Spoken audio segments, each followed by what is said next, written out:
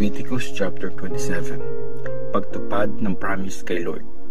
Sabi ni Lord kay Moses, sabihin mo sa mga Israelites na pag may gustong tumubos sa isang taong binigay kay Lord bilang pagtupad sa promise, ang halaga ng isang lalaki na 20 to 60 years old ay 50 piraso ng silver ayon sa timbangan sa banal na lugar. Kung babae naman, 30 piraso ng silver ang halaga. Para sa 5 to 20 years old, 20 piraso ng silver ang halaga kung lalaki at 10 piraso kung babae.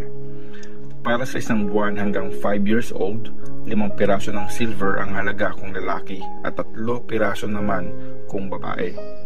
Sa 60 years pataas ang edad, 15 piraso ng silver ang halaga kung lalaki at 10 naman kung babae. Kung mahirap ang isang tao para bayaran yung halaga ng pagtubos, dadalhin niya sa priest ang taong tutubosin niya at magdi-decide ang priest sa halaga depende sa kakayanan ng tutubos. Kung hayop na pwedeng i-offer ang pinangako kay Lord, lahat ng mga yon ay banal. Hindi yun pwedeng palitan na ibang hayop kahit ipagpalit ang maganda sa hindi o ang di maganda sa maganda. Kung magpalit man, magiging kay Lord pareho yung pinalit at pinalitan.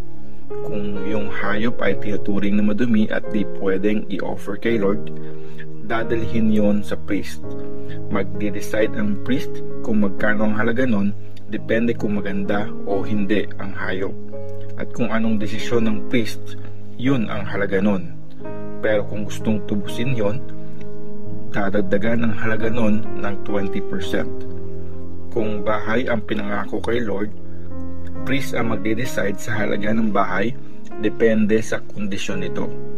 At kung anong maging desisyon niya, yun ang halaga nun. At kung gustong tubusin nung nag-promise yung bahay niya, dadagdagan ang halaga nun ng 20% at kanya na ulit yon.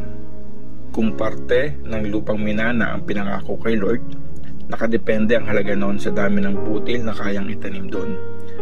50 pirasong silver kada isang malaking lalagyan ng barley.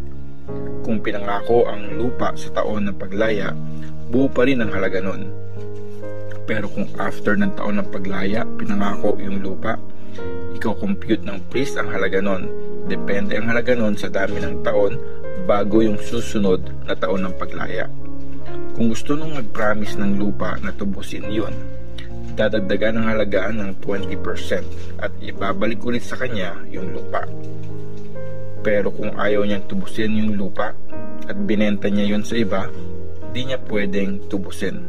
Magiging kay Lord yung lupa pagdating ng taon ng paglaya at mapupunta yun sa priest.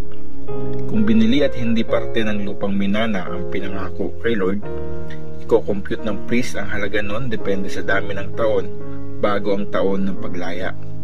Babayaran na nag-promise yung halaga ng lupa sa araw na nag-compute at magiging bagay na banal para kay Lord yung bayan niya. Sa taon ng paglaya, ibabalik yung lupa sa pinagbilhan dun sa may-ari ng nagmana nun. Lahat ng halaga ng pantubos ay ayon sa timbangan sa banal na lugar. Pero hindi pwedeng i-promise kay Lord yung mga unang anak na mga alaga niyong hayop, baka man o tupa. Kay Lord na yon. Kung tinuturing na marumi yung hayop, pwede yung tubusin sa sinet na halaga nun na may dagdag na 20%. Pero kung di yun tutubusin, ibibenta yun ng priest sa na-compute na halaga. Pero lahat ng bagay na totally na pinangako kay Lord para wasakin, hindi pwedeng ibenta o tubusin, tao, hayop o minanang lupa man ito. Ang mga totally na pinangako kay Lord para wasakin, talagang sa kanya yon. Hindi pwedeng tubusin ang taong pinangako para wasakin. Kailangan siyang patayin. Kay Lord ang 10% ng lahat ng harvest sa lupain, butil man o bunga ng puno. Kay Lord yon. Kung gustong tubusin ang isang tao, yung 10% ng ani niya, babayaran niya ang halaga nun na may dagdag na 20%. Isa sa bawat 10 binibilang na alagang baka, tupa at kambing ay para kay Lord, huwag niyo yung pagpilian o palitan. Pag pinalitan niyo yun, yung pinalit at pinalitan ay parehong magiging kay Lord, di na yun pwedeng tubusin. Ito ang mga utos na binigay ni Lord kay Moses sa Mount Sinai para sa mga Israelites.